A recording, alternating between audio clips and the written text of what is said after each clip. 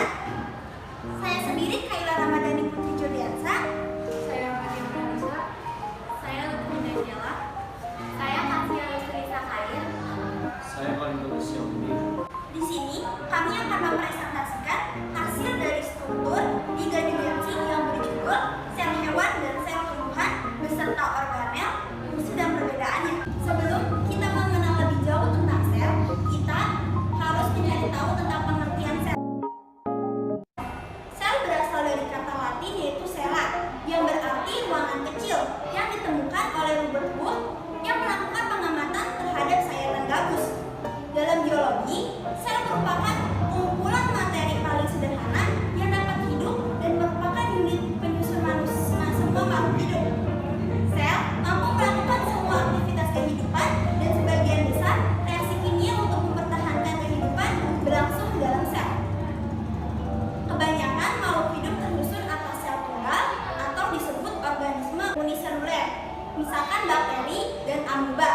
Makhluk hidup lainnya termasuk tumbuhan, hewan dan manusia merupakan organisme multiseluler yang terdiri dari banyak tipe sel terspesialisasi dengan fungsi masing-masing. Baiklah, yang pertama ada sel hewan. Sel hewan adalah suatu bagian organel terkecil dan selaput tipis yang di bagian dalamnya terdapat larutan fluid mengandung senyawa kimia. Sel ini memiliki sejumlah keunggulan, salah satunya mampu menduplikasi diri secara mandiri melalui proses pembelahan. Di dalam sel terdapat senyawa yang penting untuk proses pembelahan dan juga fotosintesis, yaitu karbohidrat dan lipid. Struktur, bagian, dan fungsi sel tumbuhan. Yang pertama ada nukleus. Nukleus adalah organel terkecil yang mengatur sekaligus mengendalikan aktivitas sel hewan. Nukleus mengandung materi genetik yang berbentuk DNA linear panjang membentuk kromosom. Yang kedua ada membran inti. Membran inti adalah elemen struktural utama nukleus yang membungkus keseluruhan organel sel hewan. Organel ini berperan sebagai pemisah antara sitoplasma dan daerah inti. Yang ketiga ada retikulum endoplasma. Ada retikulum endoplasma halus, ada retikulum endoplasma kasar.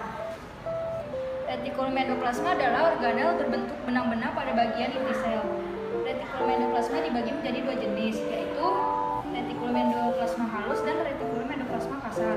Retikulum endoplasma kasar mempunyai kemampuan melekat pada ribosom, sementara retikulum endoplasma halus tidak melekat pada ribosom. Badan Golgi posisinya tepat berada pada sel eukariotik yang berperan dalam proses ekskresi seperti ginjal. Setiap sel hewan memiliki sekitar 10-20 badan Golgi. Yang kelima ada sitoplasma.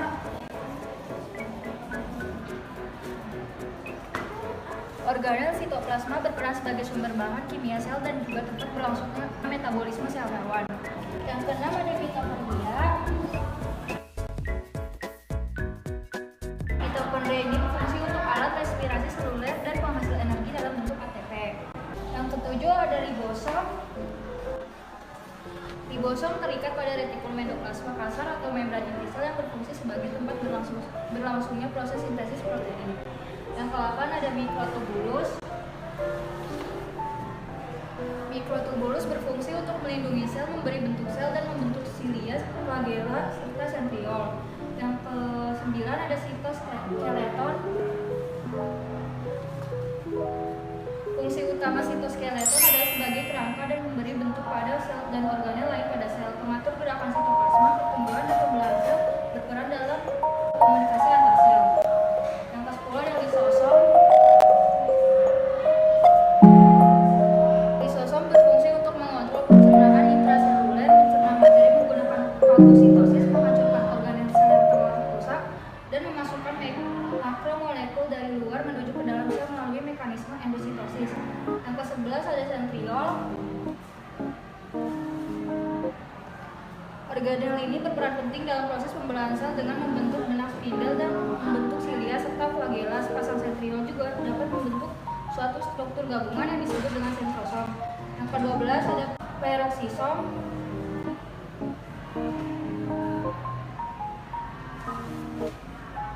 Fungsi peroksisom yakni mengurangi peroksida H2O2 dari sisa-sisa metabolisme toksik dan perubahan lemak menjadi karbohidrat.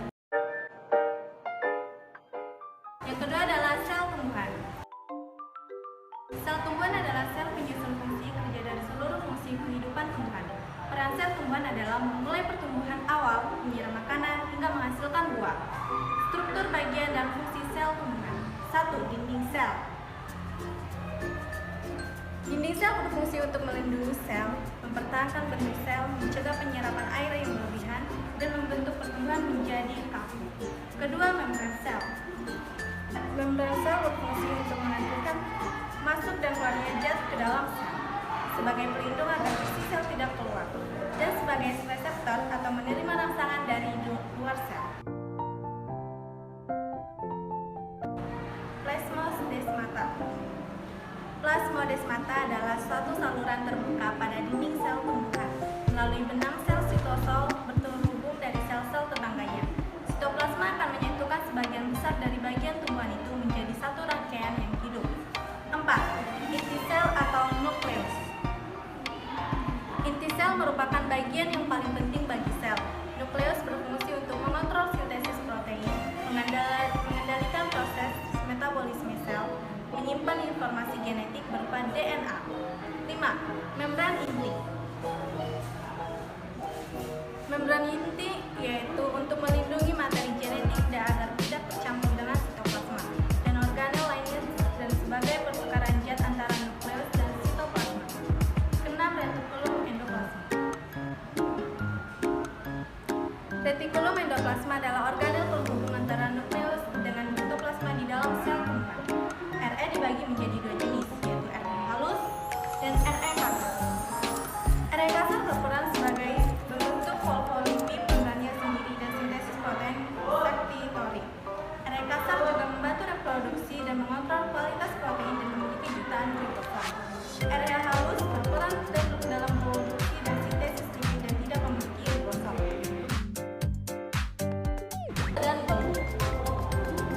Badan Golgi adalah untuk membantu proses metabolisme sel, mengemas bahan sekresi yang akan dibebaskan dari sel, memproses protein yang telah disintesa oleh ribosom dari retikulum endoplasma. Ke-8. Ribosom.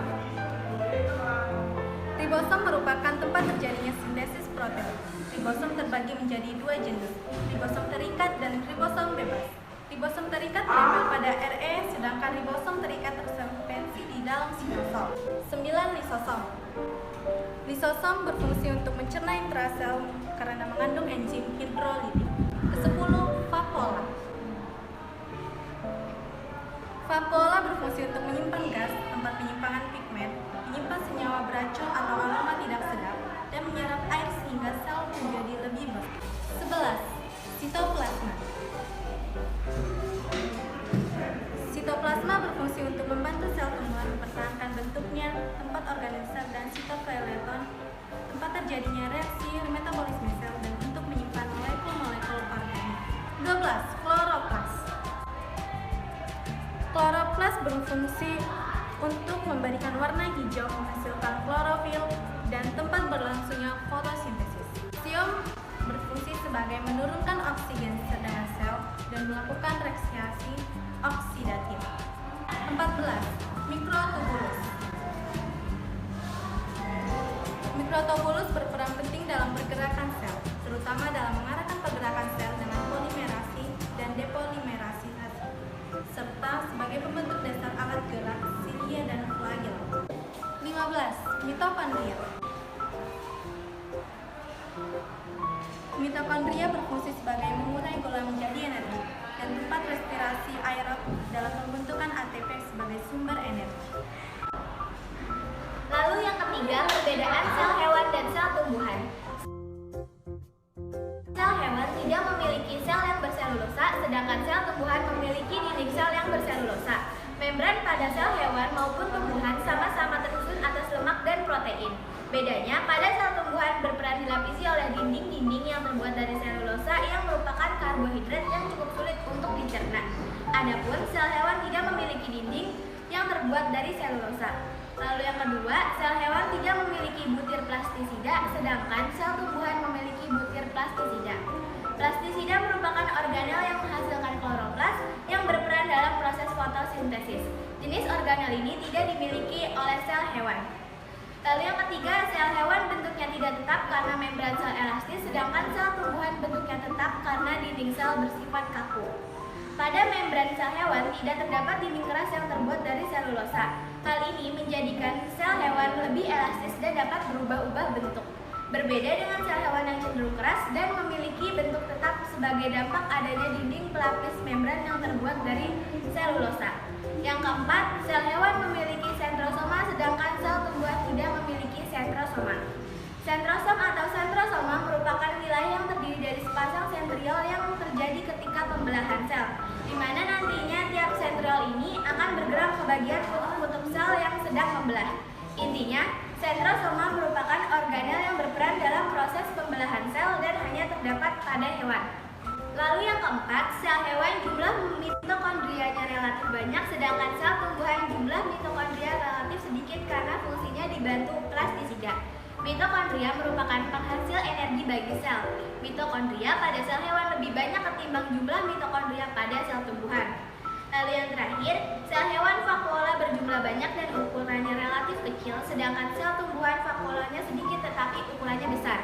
Vakuola merupakan ruangan sel. Pada sel hewan, vakuola berukuran kecil namun memiliki jumlah yang banyak. Adapun pada sel tumbuhan, vakuola berukuran relatif besar yang berisi banyak cadangan makanan dan pigmen warna.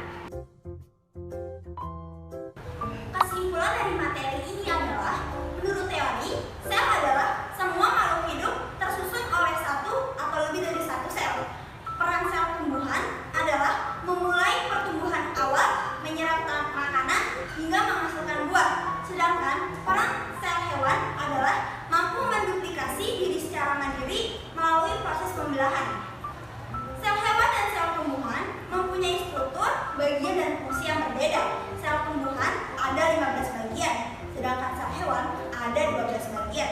Sel tumbuhan dan sel hewan memiliki perbedaan di dalam